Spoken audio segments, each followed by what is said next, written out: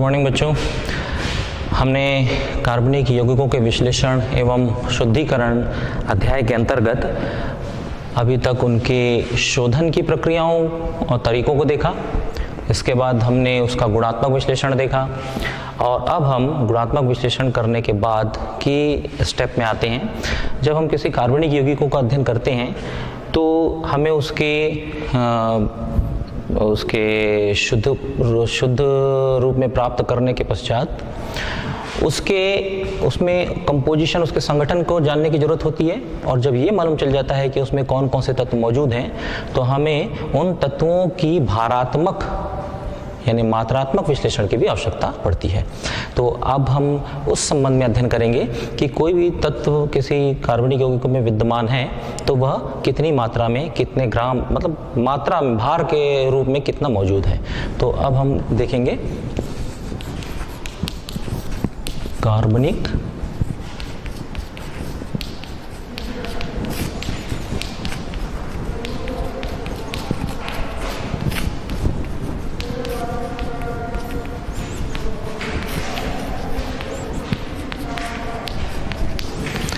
का भारात्मक या मात्रात्मक विश्लेषण यानी क्वांटिटेटिव एनालिसिस अब हम कार्बनिक यौगिकों का करने वाले हैं। इसमें जैसा कि हमने इसके संगठन को जानने के समय जाना था कि इसमें कार्बन होते हैं, हाइड्रोजन होते हैं, नाइट्रोजन, सल्फर, ऑक्सीजन हो सकते हैं, तत्वों के रूप में मौजूद हो सकते हैं कार्बनिक यौगिकों में। तो ये तत्व अगर उपस्थित हैं तो इनकी भार के रूप में प्रतिशत मात्रा कितनी हो सकती है, उसके लिए हम वन बाय वन एक एक तत्वों को लेकर देखते हैं कि इनको कैसे एनालिसिस कर सकते हैं। तो सबसे पहले हम देखते हैं कार्बन एवं हाइड्रोजन का आकलन। कार्बन और हाइड्रोजन का आकलन हम लीबिंग विधि से करते हैं।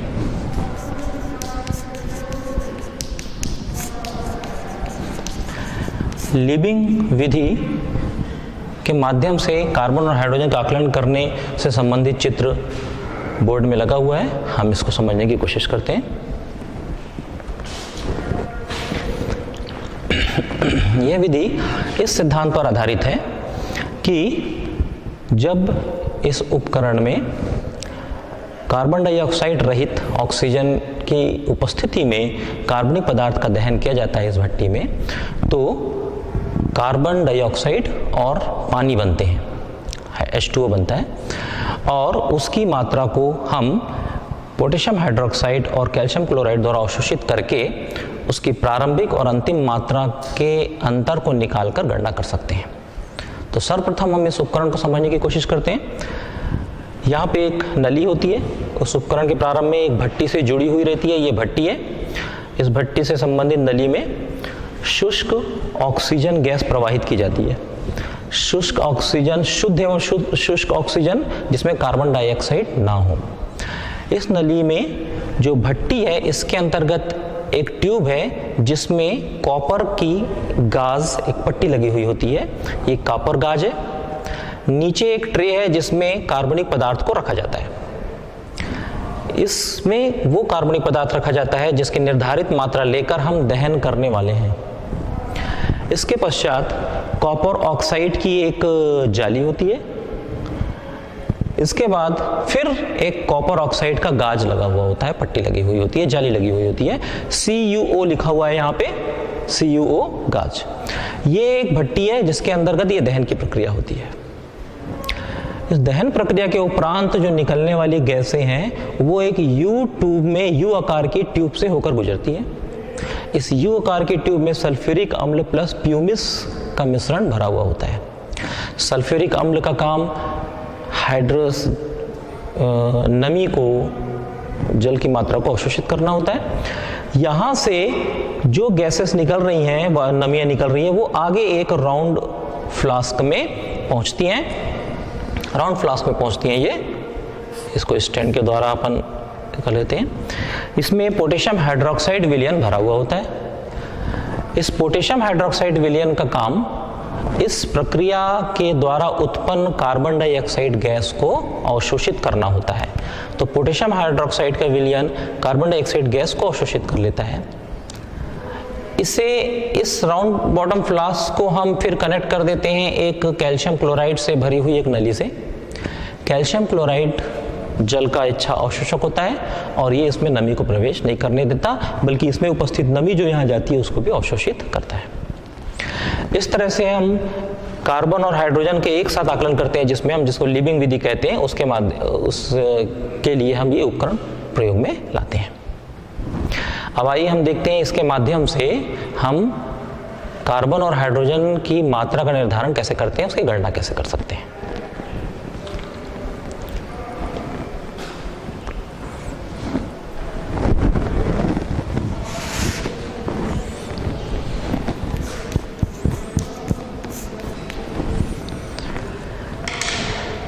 इस प्रक्रिया में, जो लिविंग विधि में, जो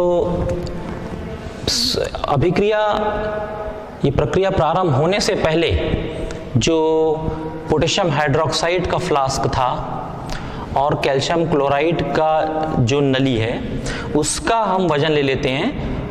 वो वजन माना m1 है और m2 है। ये वजन प्रारंभिक वजन है। प्रारंभिक द्रव्यमान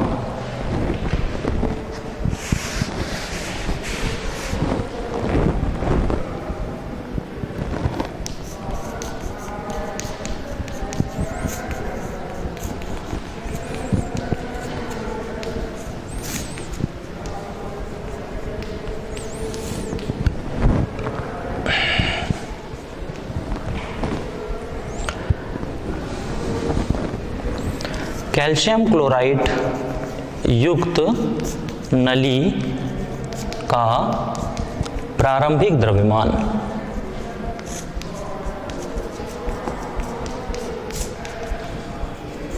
बराबर m2।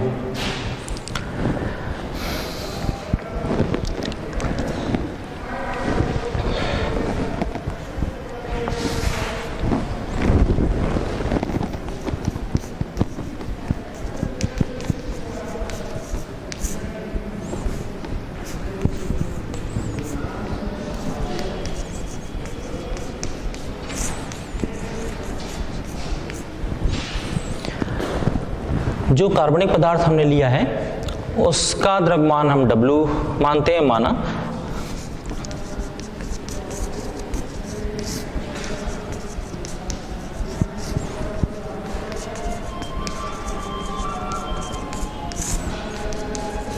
बराबर W। अब जब ये अभिक्रिया हो जाती है तो इसके द्वारा उत्पन्न कार्बन डाइऑक्साइड गैस और नमी पोटेशियम हाइड्रोक्साइड से युक्त फ्लास्क के द्वारा और कैल्शियम क्लोराइड के द्वारा अवशोषित की जाती है। तब उसका द्रव्यमान बढ़ जाता है। अतः कार्बन डाइऑक्साइड के अवशोषण पश्चात नली का द्रव्यमान KH फ्लास्क, ये फ्लास्क,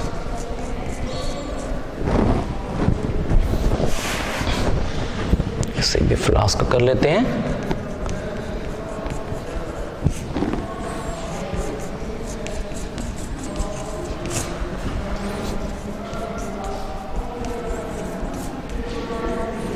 द्रव्यमान बराबर m3 और कैल्शियम क्लोराइड युक्त नली का H2 नमी के अवशोषण पश्चात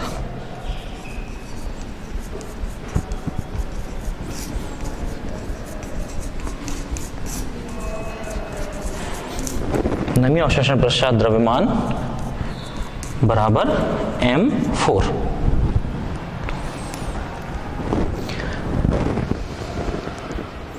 मैं इसे मिटाता हूं और हम गणना के अगले बिंदुओं को लिखते हैं।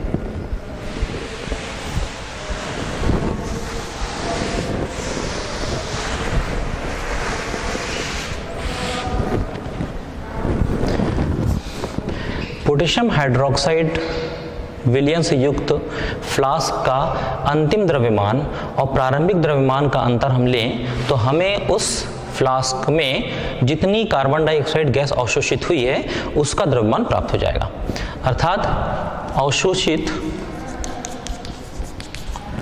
कार्बन डाइऑक्साइड की मात्रा बराबर M3 माइनस M1। इससे पहले हमने लिया था कार्बन डाइऑक्साइड जिस पोटेशियम हाइड्रोक्साइड की फ्लास्क में था उसका प्रारंभिक द्रव्यमान M1 लिया था, और जब कार्बन डाइऑक्साइड अवशोषित हुई तो द्रव्यमान लिया M3। तो M3 ज़्यादा हुआ क्योंकि कार्बन डाइऑक्साइड अवशोषित हो चुकी थी, तो M3 में से M1 हटाने पर उसमें अवशोषित कार्बन डाइऑक्साइड की मात्रा हमको प्राप्त हो जाएगी। अब हम जानते हैं, अब हम पहले गणना कर रहे हैं कार्बन की प्रतिशत मात्रा की, कार्बन की प्रतिशत मात्रा की, तो इसलिए हम कार्बन वाला ही हिस्सा ले रहे हैं जो कि पोटेशियम हाइड्रोक्साइड वाले फ्लास्क में अवशोषित हुई थी।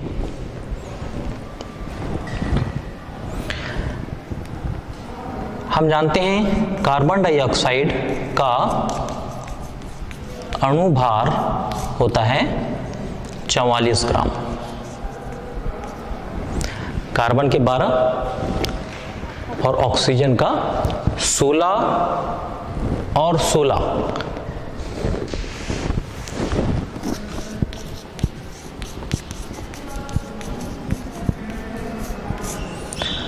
तो कार्बन के हो गए 12, कार्बन 1 है और प्लस ऑक्सीजन 2 है, तो 2 गुणित 16 अर्थात 12 धन 32 जो कि बराबर हो गए 44 के।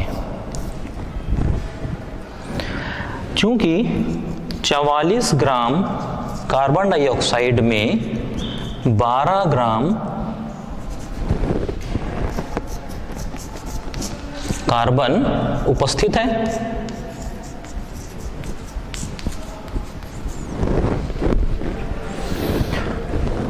इसलिए 1 ग्राम कार्बन डाइऑक्साइड में कार्बन की मात्रा होगी 12/44।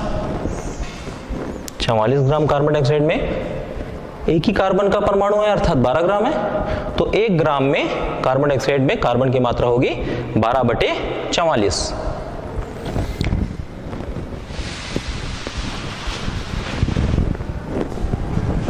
हम इसके आगे के पद को, आगे के स्टेप्स को यहाँ लिखते हैं। मैं इसे एक लाइन के द्वारा पृथक कर ले रहा हूँ जिससे कि इसके बाद वाली चीजों को हम यहाँ देख सकें। हमने कार्बनिक पदार्थ लिया था W ग्राम। जब 1 ग्राम में इतना 1 ग्राम कार्बन डाइऑक्साइड में कार्बन की मात्रा 12/44 है, तो W ग्राम पदार्थ में, चूंकि ये कार्बन डाइऑक्साइड उसी पदार्थ से निकली थी, इसका मतलब ये जो कार्बन की मात्रा है उसी पदार्थ से निकली हुई कार्बन की मात्रा कहलाएगी। तो W ग्राम पदार्थ में कार्बन बराबर 12/44 ग्राम। तो 1 ग्राम पदार्थ में, W ग्राम पदार्थ में इतना कार्बन, तो 1 ग्राम पदार्थ में कार्बन बराबर 12/44 गुणित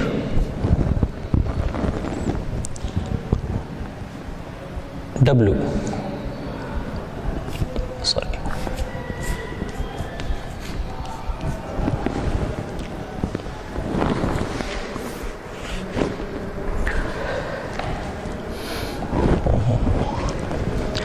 यहाँ मैं थोड़ा सा करेक्ट करना चाहूँगा। हमने जो कार्बन अवशोषित हुआ था, कार्बन डाइऑक्साइड की मात्रा जो अवशोषित हुई थी वो थी M3 minus M1। M3 minus, ये अवशोषित कार्बन डाइऑक्साइड की मात्रा है M3 माइनस M1। तो M3 minus M1 carbon dioxide में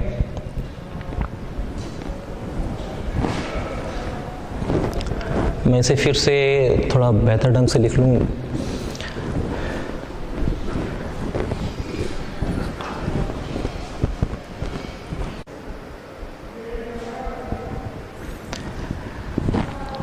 तो हम सबसे पहले इसे मिटा लेते हैं, आगे स्पेस की जरूरत पड़ेगी हमें।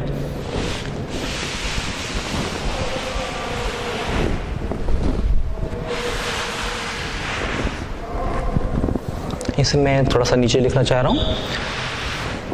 तो चूंकि हमारे पास M3 माइनस M1 ग्राम मात्रा कार्बन डाइऑक्साइड की जो अवशोषित हुई थी, तो उसमें कितना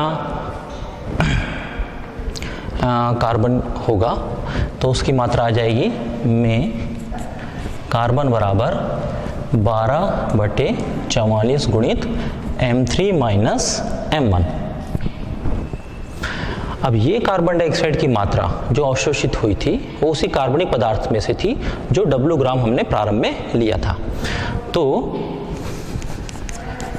W ग्राम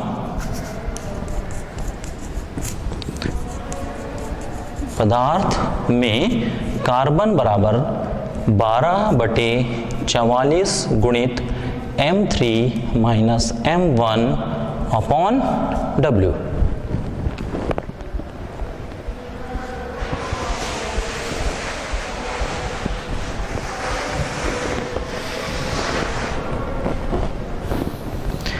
अगर हमें इसकी प्रतिशत मात्रा ज्ञात करनी है तो हमें यह मात्रा 100 में ज्ञात करनी पड़ेगी, इसलिए हम एक स्टेप और लेते हैं।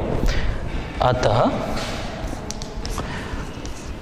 100 ग्राम पदार्थ में कार्बन बराबर हो जाएगा 12/44 multiplied M3 minus M1 upon W into 100। अतः इसी को हम कार्बन की प्रतिशत मात्रा कहेंगे, जिसे हम शाब्दिक रूप में इस प्रकार लिख सकते हैं 12/44 गुणित कार्बन डाइऑक्साइड की अवशोषित मात्रा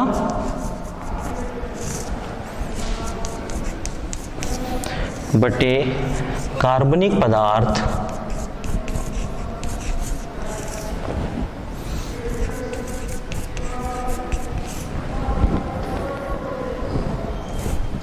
का द्रव्यमान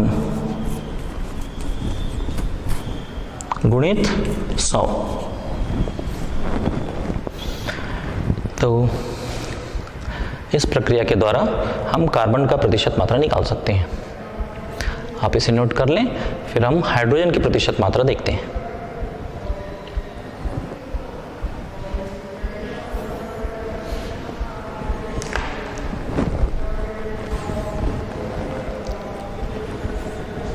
तो अब मैं इसे मिटाता हूं और अब हम हाइड्रोजन की प्रतिशत मात्रा ज्ञात करेंगे।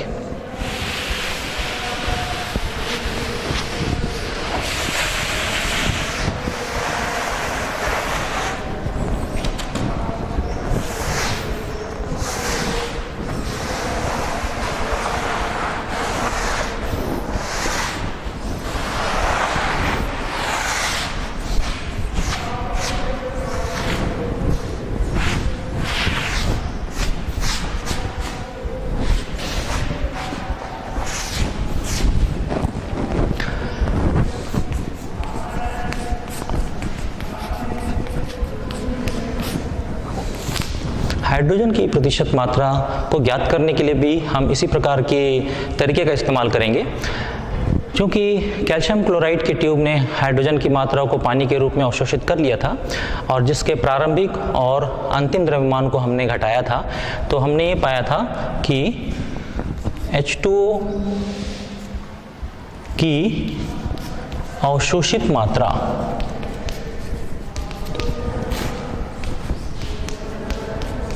बराबर M4 माइनस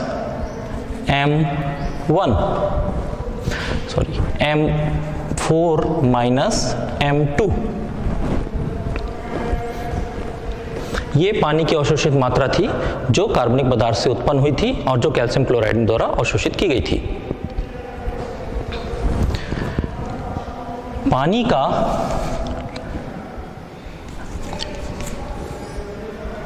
द्रव्यमान, आणविक द्रव्यमान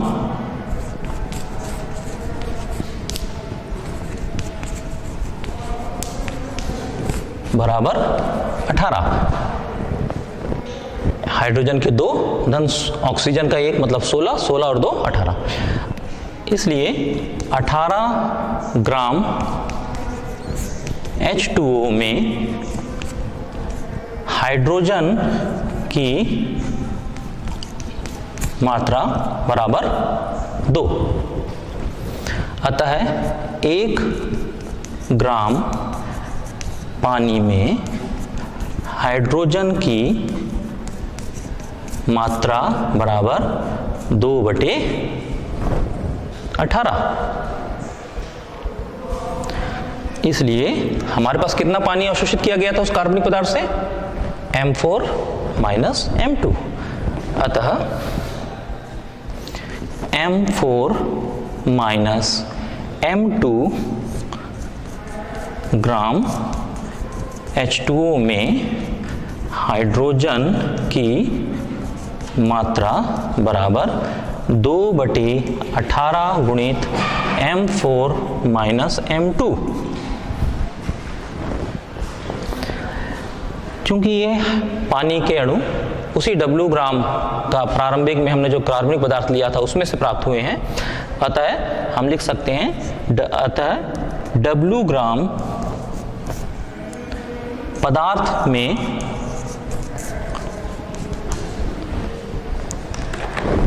हाइड्रोजन की मात्रा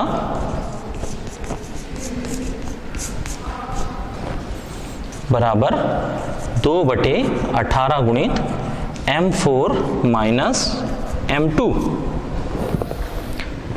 तो 1 ग्राम में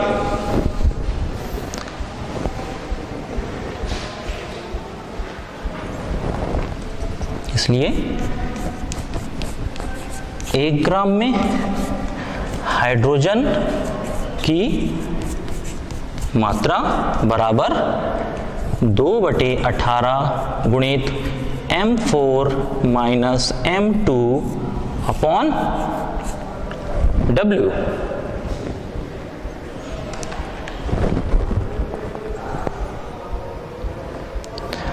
मैं ये ऊपर की पंक्ति मिटा रहा हूं बच्चों, जिससे कि हम इसके आगे के स्टेप को यहां देख सकें। ये आपने नोट कर लिया होगा।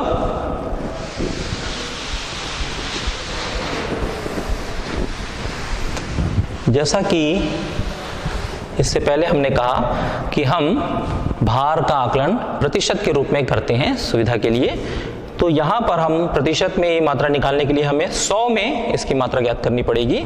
इसलिए 100 ग्राम पदार्थ में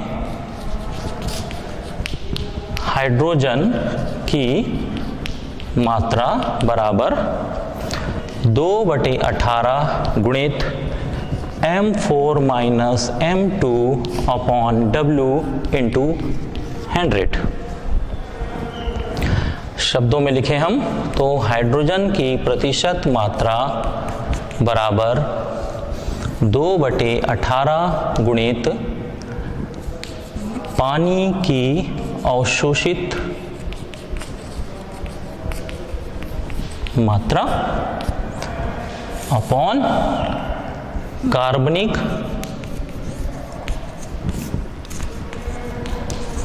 पदार्थ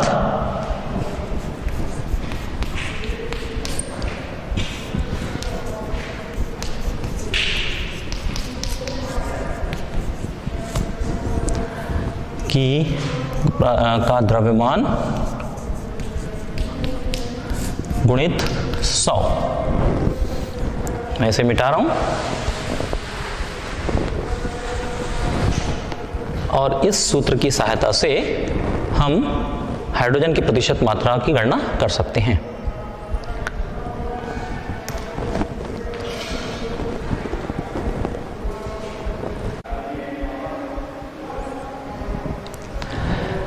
हमने हाइड्रोजन और कार्बन की प्रतिशत मात्रा देखी, अभी निकालना, ज्ञात करना।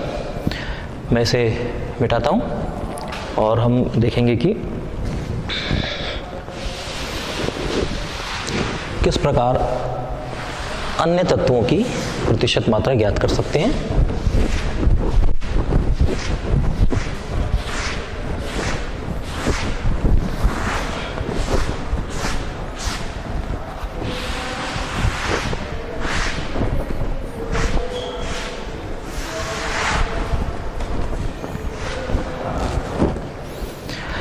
कार्बन और हाइड्रोजन तत्वों की प्रतिशत मात्रा के पश्चात हम देखते हैं ऑक्सीजन का आकलन।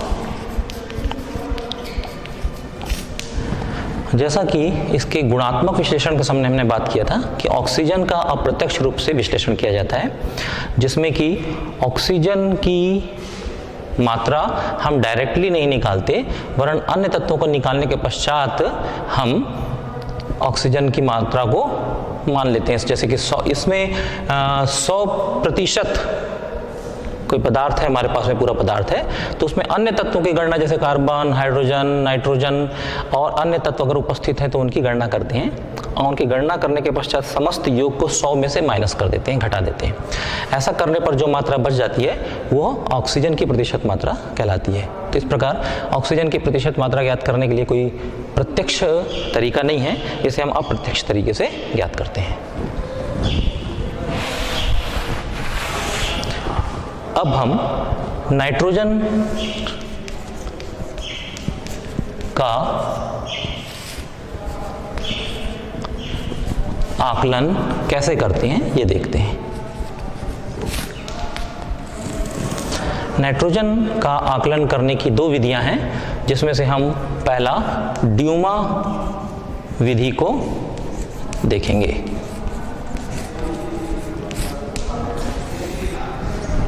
ड्यूमा विधि के लिए आवश्यक उपकरण की चित्र और प्रक्रियाओं को यहाँ पे चित्र में प्रदर्शित है। तो आइए हम देखते हैं कि ड्यूमा विधि में किस प्रकार इसको समझा जा सकता है।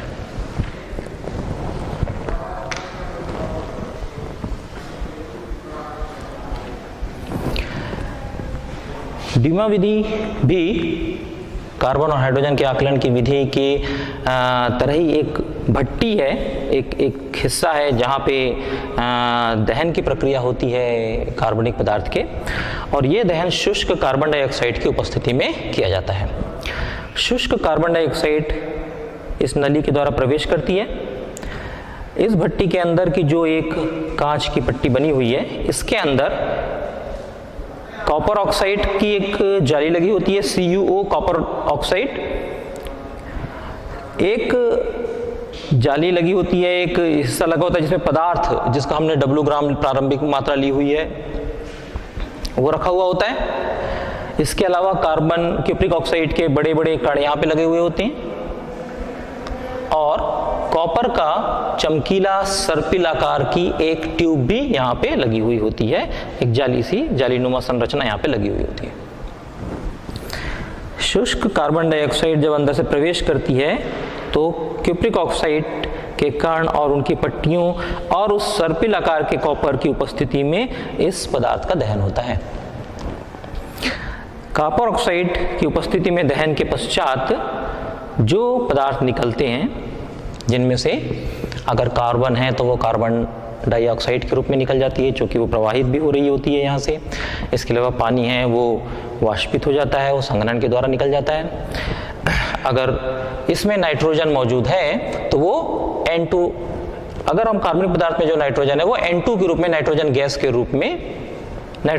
रूप में यहाँ से नाइट्रोमीटर में प्रवेश करती है। N2 नाइट्रोमीटर में प्रवेश करती है। N2 यानी नाइट्रोजन के साथ में कुछ मात्रा में नाइट्रोजन के ऑक्साइड भी बनते हैं, जैसे nitric oxide, nitrous oxide, nitrogen dioxide. ये समस्त ऑक्साइड फिर अभिक्रिया करके कॉपर से और फिर नाइट्रोजन में कन्वर्ट हो जाते हैं। इस प्रकार समस्त नाइट्रोजन नाइट्रोमीटर में प्रवेश करती है। जो नाइट्रोजन अगर बच गई है यहाँ पे, उसको शुष्क कॉपर डाइऑक्साइड के फिर से हम प्रवाहित करते हैं, जिससे बची हुई नाइट्रोजन भी इस नाइट्रोमीटर में प्रवेश कर जाए। जो कार्बन डाइऑक्साइड बची हुई है वो पोटेशियम हाइड्रोक्साइड के विलयन में जो नाइट्रोमीटर में भरा हुआ होता है उसमें अवशोषित कर ली जाती है। तो इस तरीके से इस नाइट्रोमीटर में नाइट्रोजन ही रह जाती है। इसके साथ एक और नली बनी हुई है, इसमें पोटेशियम हाइड्रोक्साइड को विलयन डालकर हम उनका लेवल बराबर कर लेते हैं इन दोनों में, और उस स्थिति में नाइट्रोजन गैस का आयतन की गणना कर लेते हैं। इस तरीके से इस प्रक्रिया में शुष्क कार्बन डाइऑक्साइड के माध्यम से कार्बनिक पदार्थ में उपस्थित नाइट्रोजन को नाइट्रोजन गैस में बदल दिया जाता है और उसके आयतन को नोट कर लिया जाता है। आइए अब हम इन प्रक्रिया के द्वारा प्राप्त नाइट्रोजन के आयतन की सहायता से फिर नाइट्रोजन की प्रतिशत मात्रा की गणना करते हैं।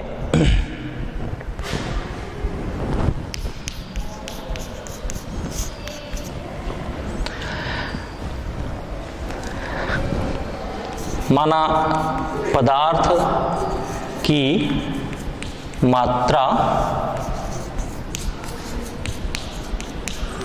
बराबर W ग्राम। एकत्र नाइट्रोजन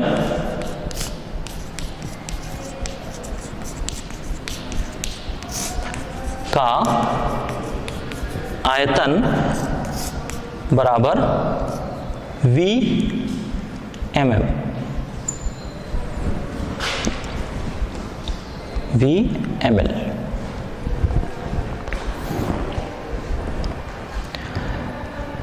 कमरे का तापमान, जिस तापमान में ये प्रक्रिया हुई उसका तापमान T डिग्री सेंटीग्रेड। वायुमंडलीय दाब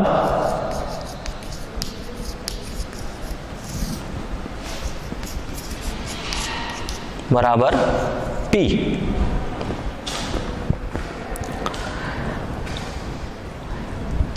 T डिग्री सेंटीग्रेड पर जलीय तनाव बराबर रो mm। ये कुछ आंकड़े हमको इस प्रक्रिया के द्वारा प्राप्त हो जाते हैं। अब हम एनटीपी पर गैस का आयतन और प्रयोग द्वारा प्राप्त गैस के आयतन के माध्यम से हम गणना करते हैं, जिसे हम यहां करते हैं।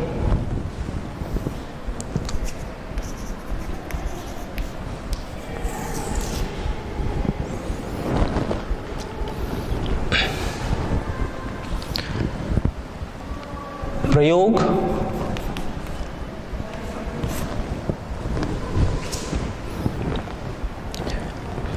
मैं इसे मिटा दूं इसको, जिससे कि इसकी गणना करने में देखने में आपको सुविधाएं होंगी। तो यहाँ की बजाय हम अगला जो प्रोसेस है उसको यहाँ लिखते हैं।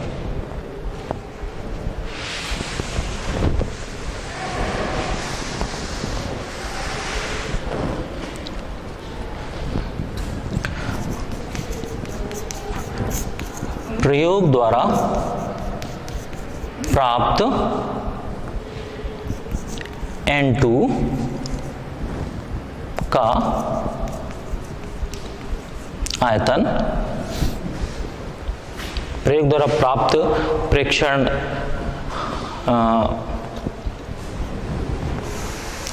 एक मिनट,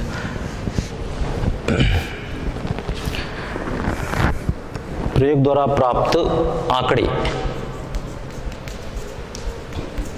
और दूसरे हिस्से में हम लिख लेते हैं एनटीपी पर आंकड़े।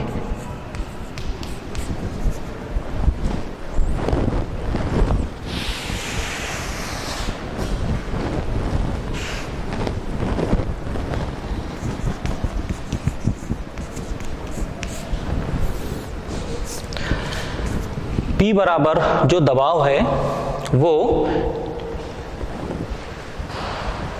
वायुमंडलीय दाब में से जो जलीय तनाव द्वारा उत्पन्न जो दाब था उसका अंतर वास्तविक अंतर होगा, तो P बराबर हो जाएगा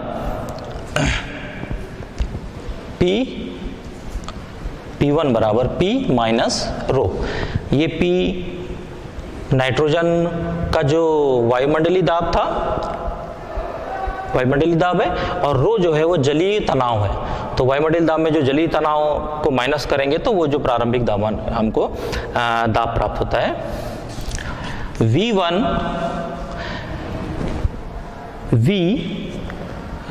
गैस का नाइट्रोजन प्रयोग द्वारा प्राप्त नाइट्रोजन का आयतन V2 था, VmL है, वो V यहाँ पे आ गया, ये P1 V1 बराबर VmL।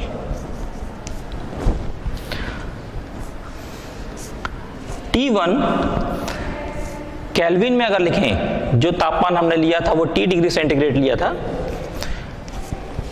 इसे हम अगर केल्विन में बदलें तो इसमें 273 को जोड़ दिया जाता है, इसलिए इसे मैं लिख सकता हूं T प्लस 273 केल्विन।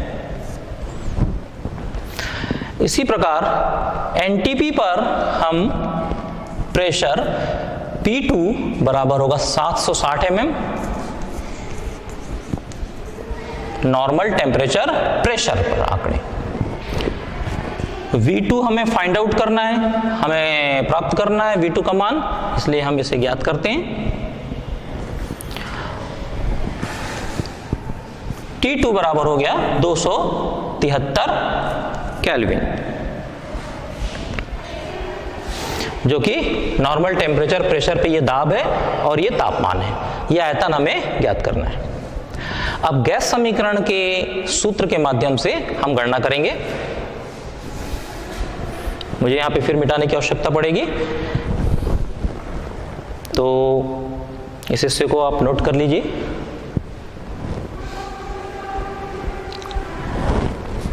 इसे मैं मिटाता हूं।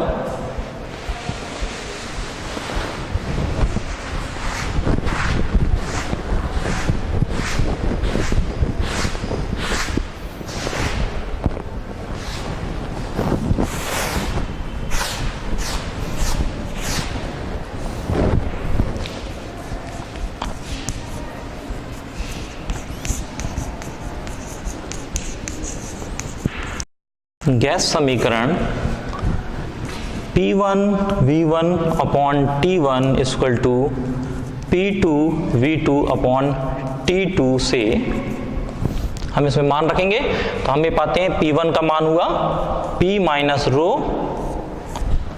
इंटू V1 का मान हो गया V, जो हमें गैस का आयतन प्राप्त हुआ था गणना में। T1 का मान हमने देखा था T प्लस 273 केल्विन बराबर, ये जो हिस्सा है NTP पर प्राप्त आंकड़ों का था, P2 का मान 760 mm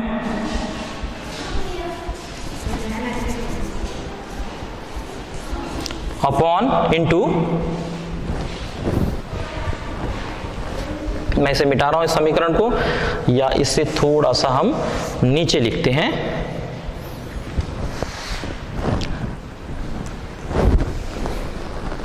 इस हिस्से को मैं थोड़ा सा नीचे लिख रहा हूं, या इसे मिटा देता हूं। 1 मिनट, आपने इसे नोट कर लिया होगा, मैं इसे मिटा देता हूं। यहां पे आ जाएगा P2 मीन्स 760, V2 हमको ज्ञात करना है, और T2 मतलब 273। इस समीकरण से V2 को हम फाइंड आउट कर सकते हैं। V2 बराबर हम लिख सकते हैं, इस V2 का मान अगर हमें ज्ञात करना है तो 273 ऊपर मल्टीप्लाई हो जाएगा, 760 इधर आ जाएगा, तो हमें V2 का वैल्यू मिलेगी P minus rho into V into 273 upon T plus 273 into 760। ये V2 का मान हमें यहां पे प्राप्त होगा।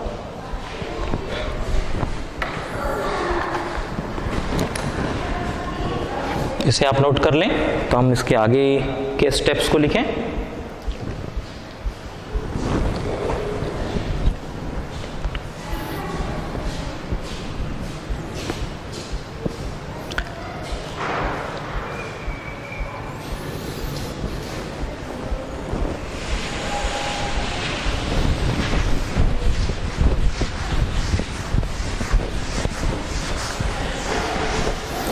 क्योंकि हम जानते हैं कि एनटीपी पर 22,400 ml आयतन नाइट्रोजन किसी भी गैस के आयतन में उसके अणुभार के बराबर आयतन विद्यमान होता है गैस का। अतः 22,400 ml आयतन में नाइट्रोजन की मात्रा होगी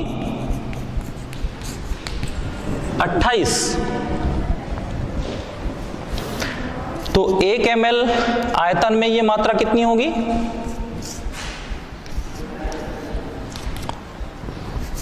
एक ml आयतन में N2 की मात्रा बराबर 28/22,400। तो V2 ml आयतन जो हमें प्रयोग द्वारा प्राप्त हुआ, तो V2 ml आयतन में प्राप्त N2 बराबर हो जाएगा 28/22,400 गुणित V2।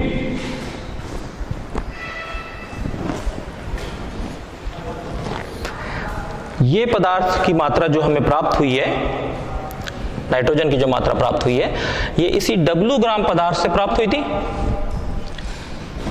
W ग्राम पदार्थ से प्राप्त नाइट्रोजन की मात्रा हमें जो मिल रही है, तो हम इसे W ग्राम पदार्थ की मात्रा को मान सकते हैं, या W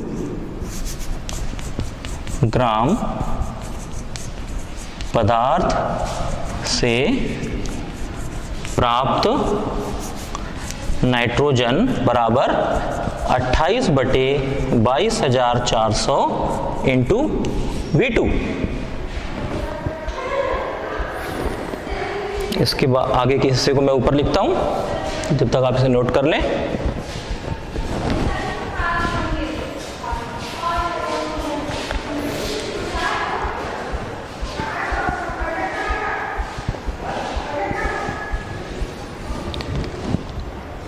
इसे मिटाऊं यहां पे मैं। चलिए इसको हम यहां आगे मिटाते हैं।